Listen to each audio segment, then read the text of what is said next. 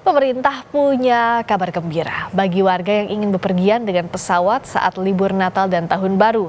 Tiket pesawat diklaim bakal turun 10% saat libur akhir tahun.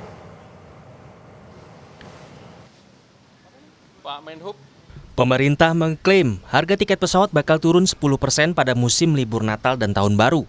Menurut Menteri Koordinator Bidang Infrastruktur dan Pembangunan Kewilayahan, Agus Harimurti Yudhoyono, tiket pesawat bisa diturunkan dengan menekan sejumlah biaya.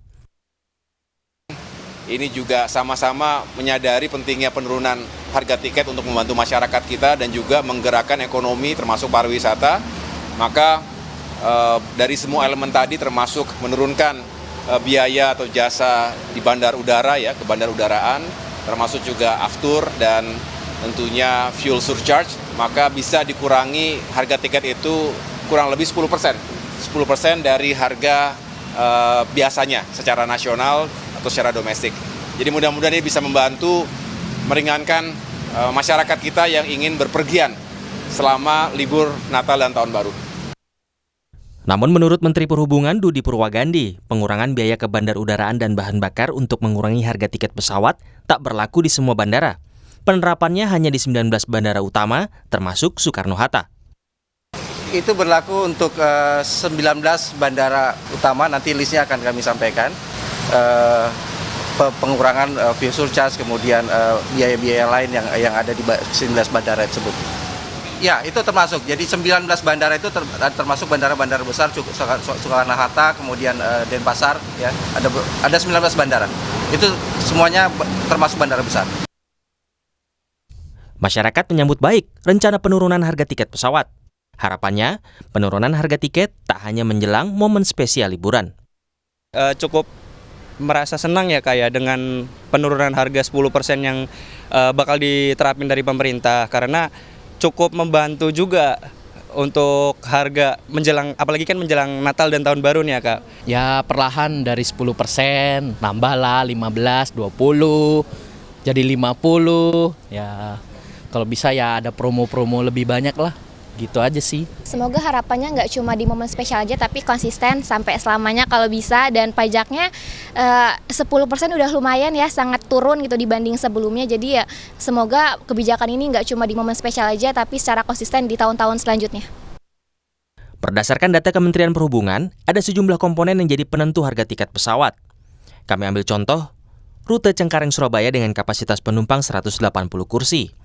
Komponen terbesarnya adalah aftur atau bahan bakar mencapai 35% dari harga tiket. Lalu ada gaji teknisi sebesar 14% dan biaya overhaul dan perbaikan pesawat mencapai 16%.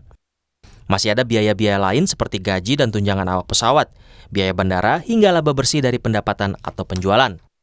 Komponen ini persentasenya bisa berbeda, tergantung kebijakan masing-masing maskapai dan rute penerbangan. Sementara tarif batas atas tiket pesawat ditentukan oleh tarif jarak penerbangan, sementara batas bawah ditentukan sebesar 35% dari batas atas. DPR mengapresiasi pemerintah menurunkan harga tiket pesawat saat libur akhir tahun, namun mendorong pemerintah bisa mengkaji penurunan harga tiket secara permanen.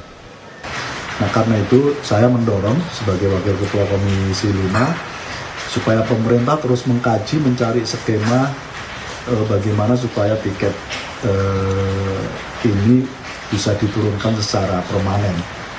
Salah satu yang paling mungkin adalah pemerintah menghapus biaya BPN dan lalu ditanggung oleh pemerintah. Menurut pengamat penerbangan Gary Suyatman, rencana penurunan harga tiket pesawat saat momen high season atau liburan tak masuk akal. Ya agak lucu aja gitu, peak season di mana seharusnya demand tinggi, harga bisa naik, maskapai bisa ngambil keuntungan, malah diminta turun. Ini melawan logika supply and demand ini. Jadi tanda tanya, dan juga sebenarnya peraturan Menteri Perhubungannya atau keputusan Menteri Perhubungannya belum keluar. Ya, nanti finalnya apa, bagaimana, itu tidak segampang dibilang turun 10%. Menurut Menko AHY, penurunan harga tiket saat libur akhir tahun berlaku untuk penerbangan domestik. Harapannya penurunan harga bakal membantu masyarakat yang ingin berlibur serta menggerakkan sektor ekonomi kreatif. Tim Liputan, Kompas TV.